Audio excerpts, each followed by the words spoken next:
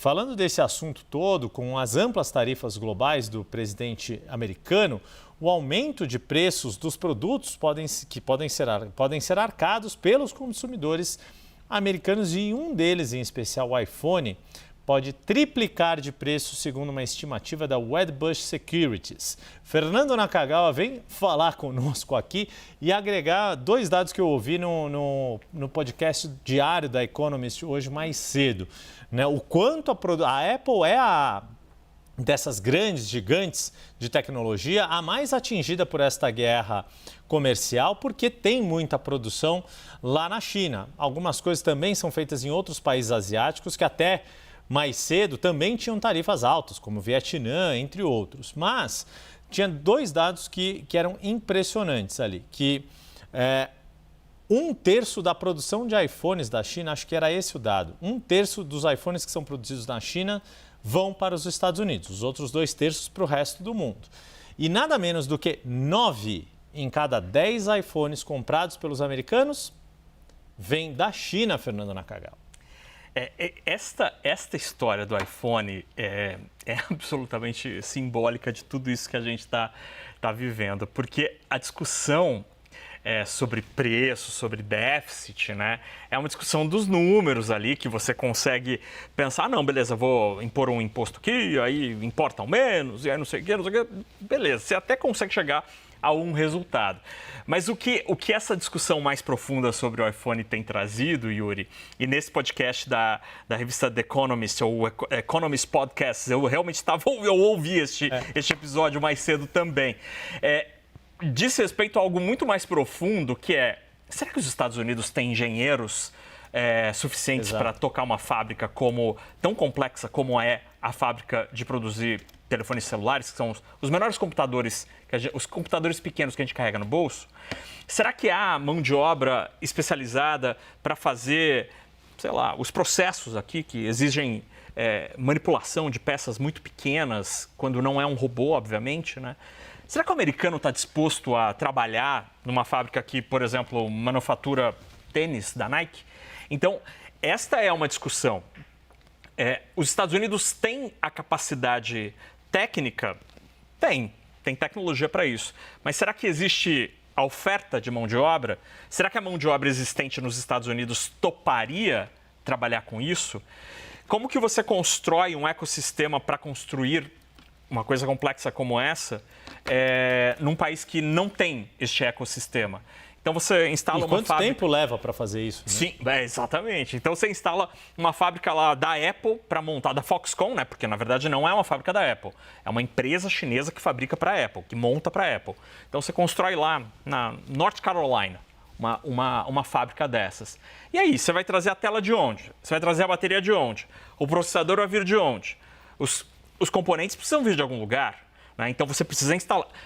É uma década para instalar tudo isso. E aí essa conta que uma casa de análise fez, uma casa de análise americana fez, é que o custo do iPhone, que hoje você consegue comprar por $900 no varejo, né, quase $1.000, subiria para alguma coisa em torno de $3.500 se tudo fosse internalizado.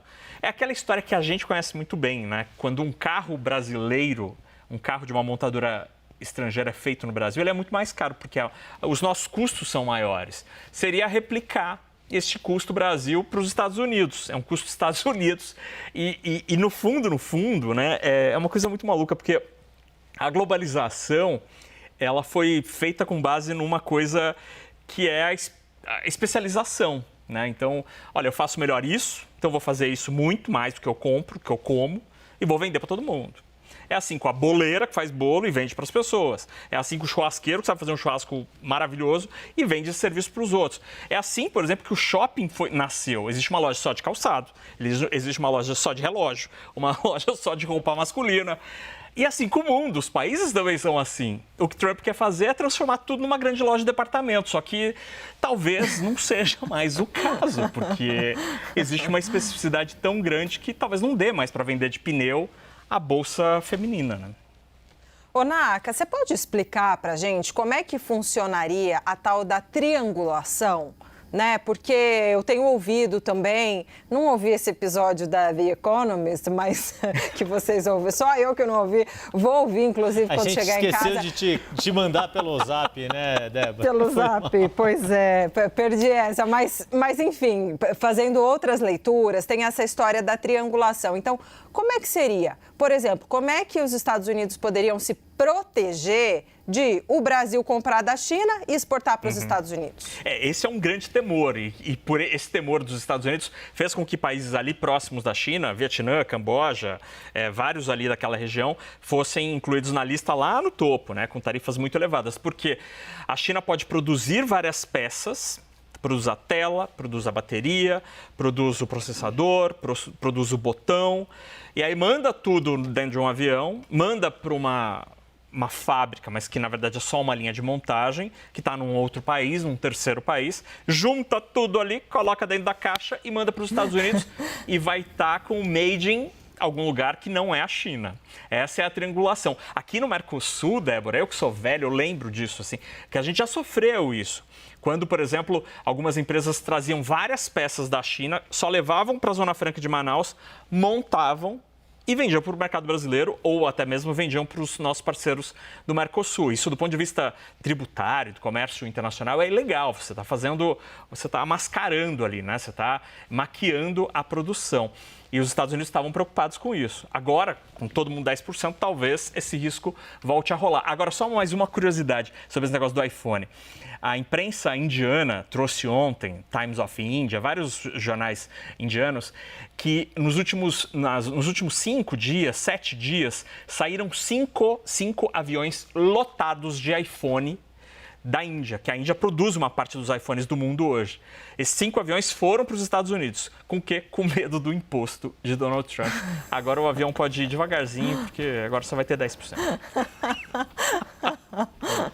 Não, mas é o seguinte, a gente está falando do iPhone, mas isso é para tudo, né? Para quem gosta de sair do Brasil para ir para Miami, Nova York, enfim, Orlando, comprar tênis da Nike, comprar Adidas, né? Tem essas marcas também que vão sofrer um baque, né, Naka? Sim, porque produzem, por exemplo, no Vietnã, né? A Nike produz muito no Vietnã, Camboja, aquela região do planeta passou a ser uma grande produtora de itens têxteis e de calçados.